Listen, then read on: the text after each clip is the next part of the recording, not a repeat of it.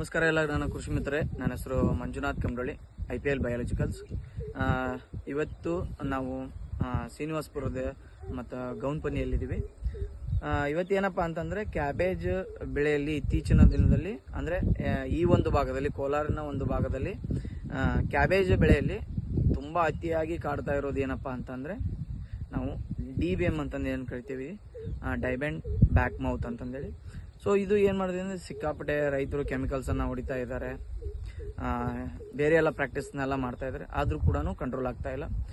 ಸ್ವಲ್ಪ ಇದು ಏನಂದರೆ ಅತಿ ಹೆಚ್ಚಾಗಿ ಎಫೆಕ್ಟನ್ನು ಮಾಡ್ತಾ ಇದೆ.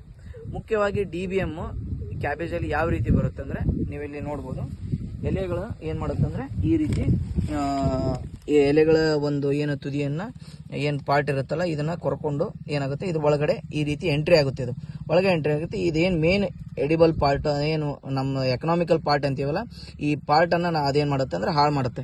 ಸೊ ಈ ರೀತಿ ತೂತುಗಳನ್ನು ಮಾಡಿದಾಗ ಏನಾಗುತ್ತೆ ಅಂದರೆ, ನಿಮಗೆ ಗಡ್ಡೆ ಏನು ಬರುತ್ತೆ, ಆ ಗಡ್ಡೆಯಲ್ಲಿ ತೂತುಗಳಾಗಿ ಅದರದ್ದು ಏನಂದರೆ ಎಕ್ಸ್ಕ್ರೀಟ ಅಂತಂದು ಹೇಳ್ತೀವಿ, ಅದರ ಒಂದು ಮಲವನ್ನು ಅಲ್ಲಿ ಬಿಟ್ಟಿರುತ್ತೆ. ಅವಾಗೆಲ್ಲ ಗಡ್ಡೆ ಕ್ವಾಲಿಟಿ ಎಲ್ಲ ಕೆಡೋದಾಗಲಿ ಆ ರೀತಿ ಎಲ್ಲ ಆಗುತ್ತೆ ಇದರಲ್ಲಿ.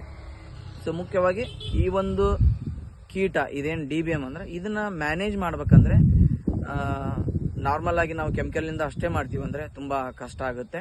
ಸೊ ಇದನ್ನು ಇಂಟಿಗ್ರೇಟೆಡ್ ಒಂದು ಸಿಸ್ಟಮಲ್ಲಿ ನಾವು ಮಾಡೋದ್ರಿಂದ ಏನು ಮಾಡ್ಬೋದು ಅಂದರೆ, ಈ ಒಂದು ಕೀಟವನ್ನು ನಾವು ಇಂಟಿಗ್ರೇಟೆಡ್ ಸಿಸ್ಟಮಲ್ಲಿ ಕಂಟ್ರೋಲ್ನ ಮಾಡ್ಬೋದು.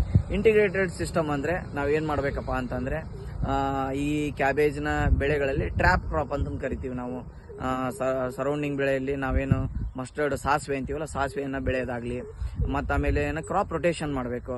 ಪ್ರತಿ ವರ್ಷ ಕ್ಯಾಬೇಜನ್ನು ಬೆಳೆಯ ಬದಲಿ ಕ್ಯಾಬೇಜ್ ನಂತರ ಆನಿಯನ್ ಆಗಲಿ, ಮೇಜ್ ಆಗಲಿ ಈ ರೀತಿ ಬೆಳೆಯೋದ್ರಿಂದ ಏನು ಮಾಡ್ಬೋದು, ಇದರ ಒಂದು ಹಾವಳಿಯನ್ನು ಸ್ವಲ್ಪ ಕಡಿಮೆ ಮಾಡ್ಬೋದು.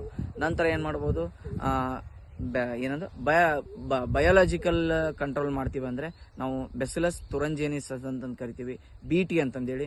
ಸೊ ಇದರ ಜೊತೆಗೆ ನಾವೇನು ಮಾಡ್ಬೋದು, ನೀಮ್ ಆಯಿಲ್ ಅಂತಂದು ಏನಿರ್ತೀವಲ್ಲ, ನೀಮ್ ಆಯಿಲ್ನ ಜೊತೆಗೆ BTಯನ್ನು ಯೂಸ್ ಮಾಡೋದ್ರಿಂದ ಏನು ಮಾಡ್ಬೋದು ಅಂದರೆ, ಈ DBMನ್ನು ನಾವು ಕಂಟ್ರೋಲ್ ಮಾಡ್ಬೋದು.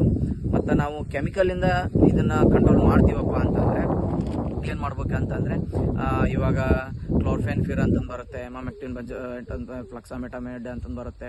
ಸೊ ಈ ರೀತಿ ಕೆಮಿಕಲ್ಸ್ಗಳನ್ನು ಬಳಸೋದ್ರಿಂದ ನಾವೇನು ಮಾಡ್ಬೋದು, ಇದನ್ನು ಕಂಟ್ರೋಲ್ ಮಾಡ್ಬೋದು. ನಂತರ ಏನು ಮಾಡ್ಬೇಕಂದ್ರೆ, ಇನ್ನೂ ಒಂದು ಪದ್ಧತಿ ಅಂದರೆ ಟ್ರ್ಯಾಪ್ ಕ್ರಾಪ್, ಇದು ಏನು ಟ್ರ್ಯಾಪ್ಸ್ ಅಂತಂದು ಕರಿತೀವಿ ನಾವು. ಎಕರೆಗೆ ಒಂದು 12 ಟ್ರ್ಯಾಪ್ಸ್ಗಳನ್ನು ನೀವು ಅಳವಡಿಸಿ ಮಾಡೋದ್ರಿಂದ ಏನಾಗುತ್ತೆ ಅಂದರೆ, ನೀವು ಮಾತ್ಗಳು ಏನಿರುತ್ತಲ್ಲ, ಇದರ ಒಂದು ಪ್ರೌಢಾವಸ್ಥೆ ಕೀಟ ಇರುತ್ತೆ, ಆ ಕೀಟವನ್ನು ಕಂಟ್ರೋಲ್ ಮಾಡ್ಬೋದು.